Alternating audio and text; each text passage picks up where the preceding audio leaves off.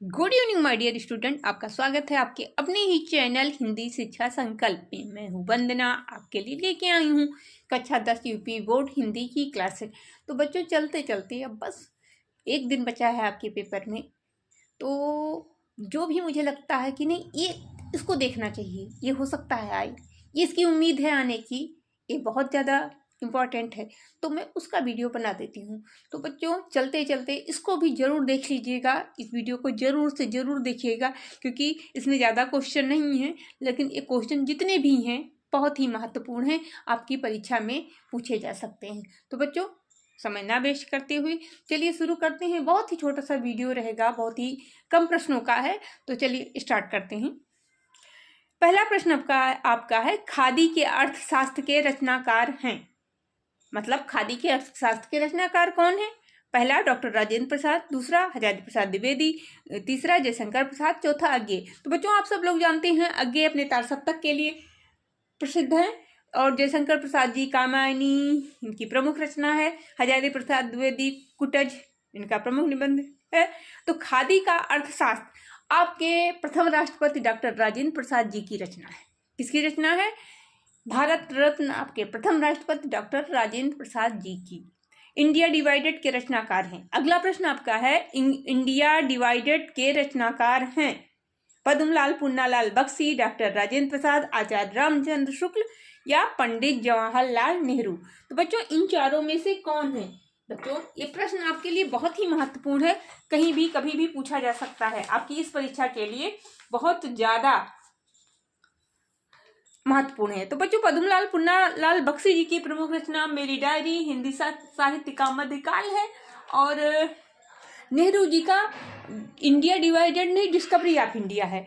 और आचार्य रामचंद्र शुक्ल जी को तो आप जानते हैं, चिंतामणि इनकी प्रमुख निबंध है, और बहुत हिंदी साहित्य का इतिहास इनका प्रमुख कृति है। और अब बच रहे हैं डॉक्टर राजेंद्र प्रसाद। तो इंडिया डिवाइडेड के रचनाकार कौन है? इंडिया डिवाइडेड के रचनाकार हैं डॉक्टर राजेंद्र प्रसाद। कौन है बेटों? डॉक्टर राजेंद्र प्रसाद। और पंडित जवाहर अगला प्रश्न आपका है, इंद्र का पर्यायवाची है। इंद्र देवताओं के राजा, देवेंद्र कहे जाने वाले इंद्र। इसमें 4 विकल्प दिए, इनकी पर्यायवाची देवेंद्र भी होगा, देवेश भी होगा, और इसमें जो 4 विकल्प दिए हैं उसमें कौन सा होगा? दिनकर, सुरेंद्र, महेश या गणेश। तो बच्चों दिनकर सूर्य की पर्यायवाची है, महेश भगवान शिव की पर्यायवाची, गणेश गजानन गणेश जी की पर्यायवाची है, और सुरेंद्र बचा, सुर मतलब देवता, और इंद्र सुरेंद्र, दोनों को मिलाकर बना आपका सुरेंद्र। तो सुरेंद्र इंद्र की पर्यायवाची है सुरेंद्र। अगला प्रश्न आपका है, चिंतामणि के रचयिता हैं। ये तो मैंने आपको ऊपर ही बता दिया है, डॉक्टर रामकुमार वर्मा, जयशंकर प्रसाद, आचार्य रामचंद्र शुक्ल, प्रेमचंद। तो प्रेमचंद को जैसा कि आप लोग जानते हैं उपन्यासकार, कहानीकार, नाटककार सब कुछ है, लेकिन चिंतामणि के लेखक नहीं है। जयशंकर प्रसाद को भी आप जानते हैं, कामायनी इनकी प्रमुख रचना है, नाटक इनके बहुत सारे हैं, जन्मेजय का नाग यज्ञ, और ध्रुव स्वामिनी, और चंद्रगुप्त, ये इनके प्रमुख नाटक हैं। काव्य कृतियाँ भी बहुत सारी हैं, लेकिन चिंतामणि इनकी रचना नहीं है। डॉक्टर रामकुमार वर्मा की भी दीपदान, और क्या कहते हैं रेशमी टाई, कौमुदी महोत्सव आदि इनकी प्रमुख रचनाएं हैं। और अब बच रहे हैं आचार्य रामचंद्र शुक्ल। तो चिंतामणि एक निबंध है, और ये आचार्य रामचंद्र शुक्ल की कृति है। अगला प्रश्न आपका है, चरण कमल बंदो हरिराई पंक्ति में अलंकार है। तो बच्चों चरण कमल, कमल जैसा चरण, बच्चों इसमें आपका रूपक अलंकार हो जाएगा।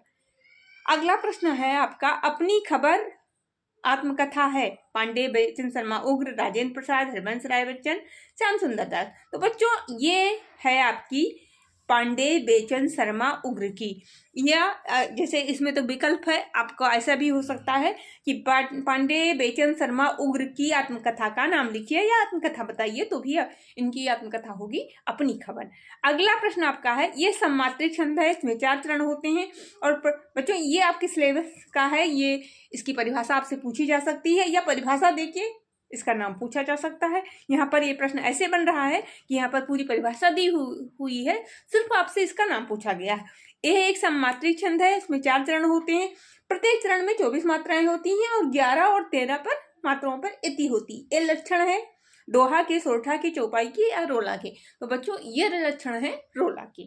तो ये प्रश्न बच्चों बहुत छोटा सा है, चार मुश्किल से 1 2 3 4 5 6 7 प्रश्न हैं। एक बार चलते चलते इनको जरूर देख लीजिएगा। इसमें से हो सकता है 7 में से 3 प्रश्न आपके आ जाए, 4 आ जाए या 5 आ जाए, कुछ कह नहीं सकते।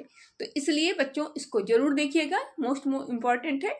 और आपको ऑल दी बेस्ट, आपका पेपर बहुत अच्छा जाए, ये मेरी शुभकामना है। और फिर मिलते हैं नेक्स्ट सेशन में। तो थैंक यू बच्चों।